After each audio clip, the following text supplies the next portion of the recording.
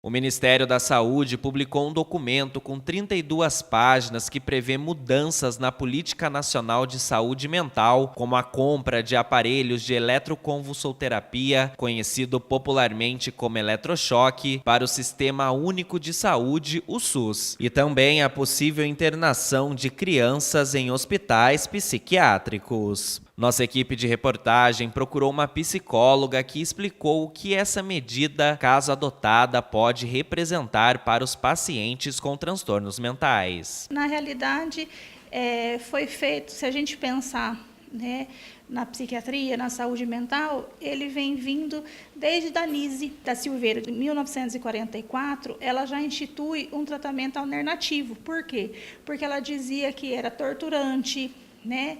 Então veio fazendo isso. E vieram lutas antimanicomial, no intuito de entender que esses pacientes eles têm direito à vida, eles têm direito à humanidade, né?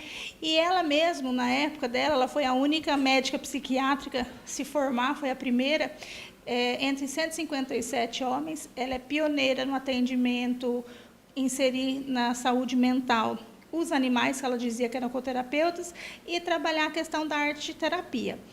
Então, já vem um tratamento, se a gente for ver, 75 anos atrás, vem vindo falar da questão do eletrochoque, outros procedimentos que faziam com que os pacientes eram torturados. Eu, Camila, né, eu vejo assim, hoje a gente está numa dificuldade na saúde mental, só que o eletrochoque, ele vai piorar. Então, assim, a gente trata a saúde mental com o quê? Com amor. A gente não trata com eletrochoque. Por quê? Vai piorar os pacientes. Então, eu vejo assim, foi um progresso que a psicologia, o mundo, vamos dizer, em si, né, teve, e agora é um retrocesso no sentido que eles estão priorizando novamente a hospitalização desses pacientes, sendo que a maioria, a gente não pode julgar todos, alguns hospitais psiquiátricos torturam os pacientes, e muitas famílias, em vez de aprender a lidar com esse paciente, é como se esses hospitais psiquiátricos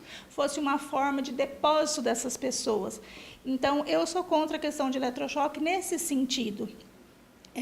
E foi feito essa questão, desinstitucionalização, eles estão voltando a priorizar a hospitalização com o eletrochoque, né? Então, assim, como que a gente cura uma pessoa com eletrochoque?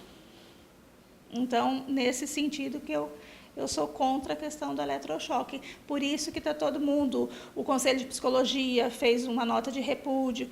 Por quê? Porque é um retrocesso. A gente chegou tão longe, né? 75 anos atrás, quando a Danise da Silveira vem trabalhar, vem mostrar que não tinha necessidade de trabalhar dessa forma, né? Na época, é bem interessante, porque a história dela é bem legal, no sentido assim, em 1944, ela assume o primeiro hospital psiquiátrico. Só que em 1946, o diretor do hospital coloca ela para trabalhar como terapeuta ocupacional, porque ele falava que ela estava fazendo tudo errado. E aí foi onde ela mostrou que não, que esses pacientes precisariam de expressar suas emoções. Por isso que ela coloca os animais como coterapeutas, porque é onde eles vão trabalhar a afetividade. Então, assim, é fácil trabalhar com transtorno mental? Não, é muito difícil para a família. Por quê? Porque é um trabalho que você tem que ter diariamente, integralmente.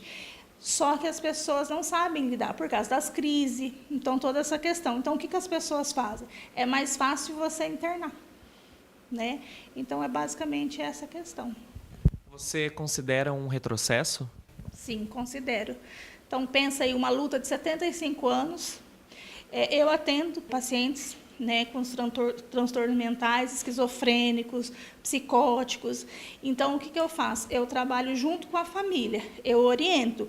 Por quê? Porque se a pessoa fazer o uso da medicação certa e a família aprender a lidar com os cuidados, por quê? Porque um paciente psicótico, ele precisa o quê? E um esquizofrênico, vamos supor, ele precisa de cuidado. É uma pessoa que ele tem uma realidade distinta da nossa. Então, tem coisas que a gente vê que ele não vê. Então, é uma pessoa que você precisa ficar atenta. né? Só que eles mostram os comportamentos deles. Então, você precisa ficar observando qual que são os comportamentos que ele vai ter. E quando ele faz terapia, né, o procedimento psicoterápico, quando ele vai ao médico psiquiatra, onde ele toma um remédio, às vezes aumenta a dose, às vezes diminui, e junto com a família, ele consegue se socializar na sociedade. E é essa questão que a gente fala do retrocesso. Porque tira esses pacientes da sociedade, coloca ele hospitalizado e ele não tem dignidade, ele fica lá dentro. Então, assim, é como se ele ficasse preso, né? Só que, assim, preso no sentido assim, lá, a maioria, não sei se você conhece o hospital psiquiátrico, não é fácil, porque todos têm transtornos, né?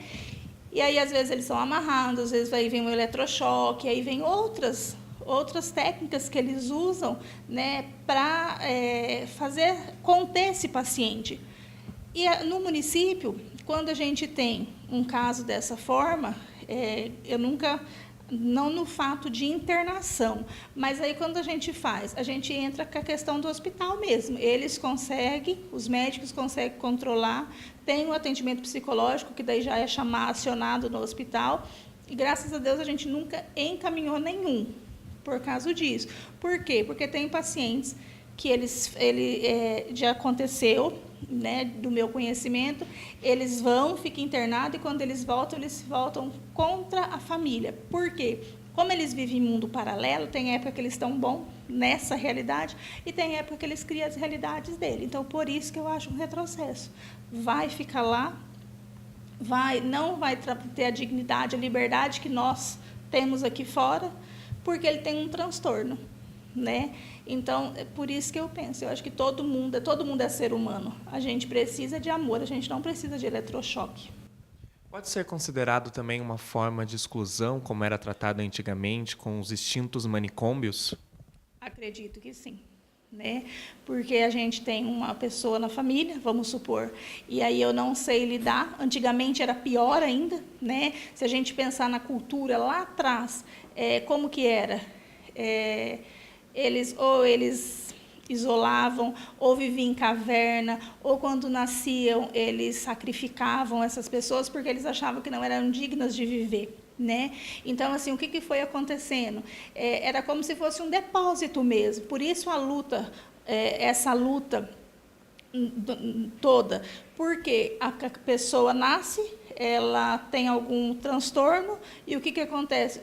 Coloca no hospital psiquiátrico, ali deixa, ali ninguém vai ver, então, assim, não pode fazer parte da família, né? Então, como não faz parte da família, vamos colocar ela, vamos excluir ela, é como se ninguém quisesse, né? Então, assim, isso acontece ainda hoje, a gente não pode achar que não acontece. Eu tive um caso que uma senhora, ela tinha Alzheimer, não era nem transtorno, né? A família não quis. A família falava que ela dava trabalho e colocou ela para uma cuidadora. Então, assim, isso que era Alzheimer. Então, imagina um transtorno mental. Então, as famílias não estão preparadas e algumas não querem, vamos dizer assim, ter um problema, né? Porque, como eu disse, é 24 horas cuidando. Se você conversar com uma mãe de alguém que tem transtorno mental, você vai ver a dificuldade que ela tem. Praticamente ela não tem vida, ela vive em função desse filho que às vezes tem 30, 40, 50 anos. No documento publicado pelo Ministério da Saúde, é citada a criação de um novo tipo de CAPS voltado para todas as idades com quadro de dependentes químicos. Então, eles falam assim, que eles querem, não tem mais vaga, né? Porque os hospitais, as institucionalizações estão todas cheias, a gente nunca teve com tantos problemas de saúde mental igual a gente está tendo atualmente, e eles falam de ter espaços, vamos dizer, né, se a gente pode dizer assim, vagas para as crianças. Então, assim, é a mesma coisa do retrocesso. Então, se você consegue controlar a criança, ela é mais fácil de você lidar com ela. Então, se você fazer um trabalho multidisciplinar com essa criança, ela não precisa ser institucionalizada. Por quê? Porque nós vamos voltar à mesma questão de anos atrás. A criança tem uma dificuldade, o que a gente faz? A gente interna ela. né? Então, você imagina o sofrimento para essa criança, longe da mãe, longe do pai, longe da família, e numa instituição que ela não conhece ninguém. Então, eu acho a questão do retrocesso também, né? Por exemplo, as clínicas hoje de reabilitação, eu trabalho muito com isso. Eles têm um período que eles ficam lá dentro. Então, geralmente, são 9 meses. Aí você imagina uma pessoa que ela tem problema com dependência, ela vai ficar o resto da vida, né? Então, assim, quais são os métodos hoje? Os 3 primeiros meses, a pessoa vai se adaptar, a questão da abstinência, né? Os 6 meses, a pessoa vai aprender a ter uma vida diferente. E os 9 meses, quando a pessoa começa a vir para casa, para quê? Para ela socializar. Então, na realidade, assim, por que tem esses 3 meses de socialização?